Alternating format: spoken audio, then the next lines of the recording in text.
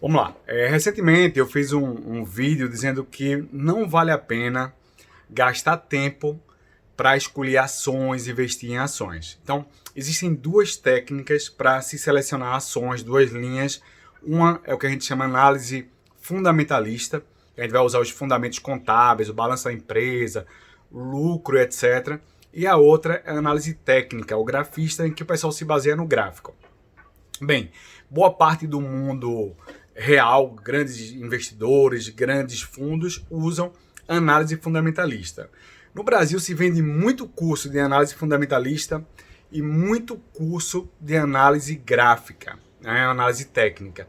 Mas nenhum dos dois, eu vou mostrar para vocês agora em números, serve para o investidor comum e até mesmo para os profissionais.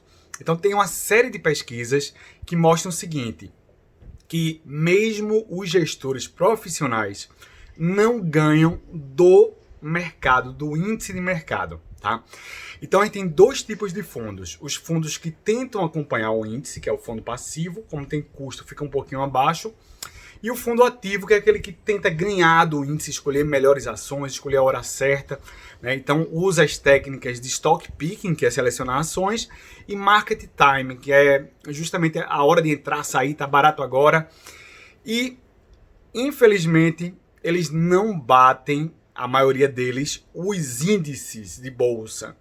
Então, eu peguei, entre várias pesquisas que existem, eu peguei uma agora, do dia 2 de abril, feita pela SP500, Standard Poor's 500, que é um índice lá nos Estados Unidos amplamente utilizado, tal qual o Ibovespa é usado aqui no Brasil.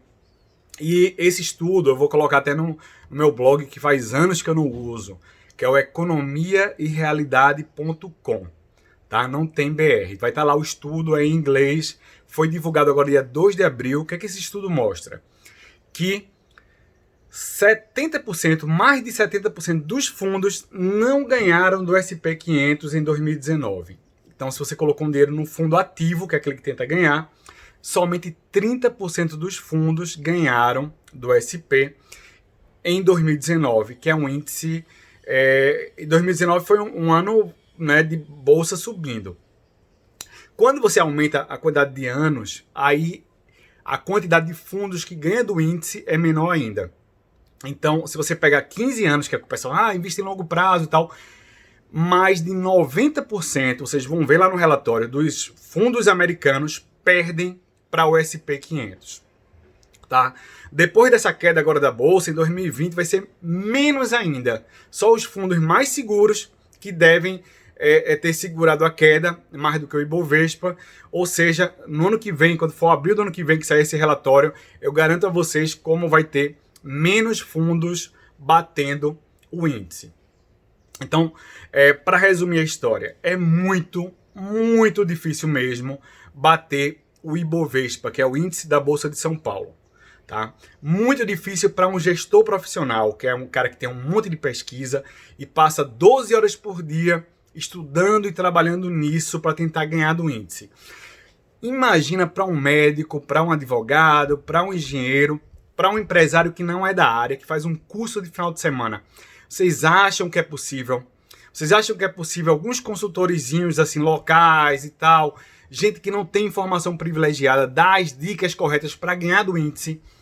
Lembrando que lá nos Estados Unidos é o país do investimento, mais de 100 anos que eles só estudam isso, tem universidades, livros, eles que produzem tudo, tá? Para corroborar com essa ideia, esses fundos que lá nos Estados Unidos ganham do índice, que no período de 15 anos, menos de 10% dos fundos ganham, são fundos quantis, que usam métodos quantitativos, usam operações de alta frequência, algoritmos, eles fazem operações em bolsas privadas, que eles chamam de dark pool, e encontram diferenças de preços e fazem isso de forma que um investidor comum não consegue. Aqui no Brasil a gente não tem bolsa privada, não tem dark pool, não tem tantos gestores quantitativos, a gente ainda usa as finanças antigas, né? A moderna teoria das finanças veio na década de 50 com Harry Markowitz, que é as finanças que usam a estatística e que mostra que é muito difícil ganhar do índice. Na década de 70, o Gene Fama que ganhou posteriormente o prêmio Nobel, ele criou essa teoria, né, que é muito difícil bater o mercado, ele prova isso, por isso que a academia premiou ele com o prêmio Nobel. Tem um livro também chamado Passeio Aleatório em Wall Street, Random Walk in Wall Street, alguma coisa do tipo, de Burton Malkiel. Então é muito, muito difícil. Mas meu fundo ganhou do Ibovespa 3 anos seguidos. Pode acontecer, tá? Eu sigo um IG aqui no Instagram que se chama Monkey Stocks, acho que é isso. E eles fazem toda semana um sorteio de uma carteira aleatória. Ele faz o sorteio lá no site e seleciona algumas ações. Por incrível que pareça, já faz uns 2 anos que eu acompanho eles e eles batem sistematicamente o Ibovespa. Qual é o critério deles? Nenhum. Sorte. Então eles usam até um macaco para representar isso, que é o que foi falado por Burton Malkiel, que um macaco de olhos vendados jogando dardos no alvo, ele é tão efetivo quanto um analista de ações. Então, mesmo para a academia, os analistas não oferecem tanta vantagem.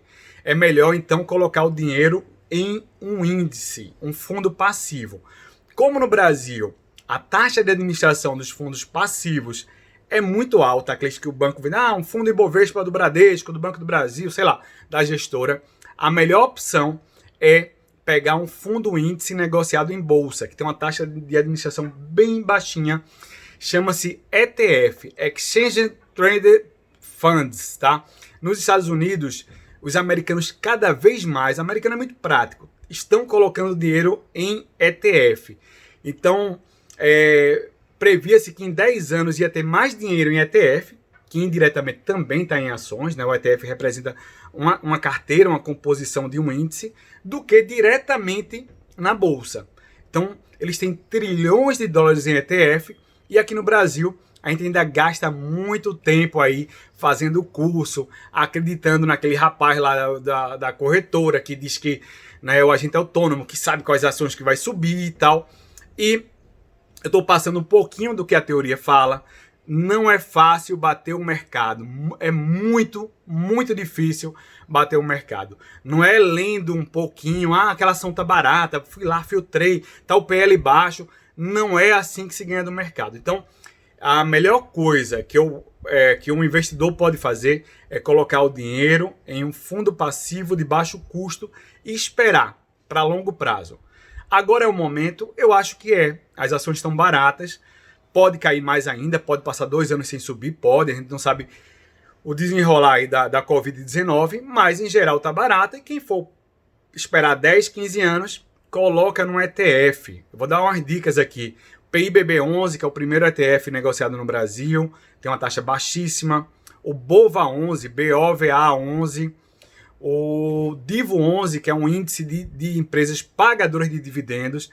E vocês vão ver, tá, que a carteira de vocês, aquelas ações que vocês escolheram, dificilmente vai ganhar do índice. Façam isso todo mês, veja quem ganhou, depois calculem lá o acumulado, quem está ganhando, e vocês vão ver que não existe vantagem em gastar tempo, o empresário que está ali deixando de gerir a empresa dele para gastar tempo, né, analisando ações, um médico que adiou a agenda dele para ter um tempo durante o pregão, não adianta. A melhor coisa, deixa no fundo passivo lá para longo prazo, e vale sim a pena investir em bolsa. Eu estou há 20 anos no mercado e boa parte do que eu tenho, não é muita coisa, foi obtido na bolsa, tá bom? Qualquer dúvida, me manda uma mensagem, vai lá no economiaerealidade.com e dá uma olhadinha no estudo se achar que eu estou mentindo ou que isso não existe. Um abraço!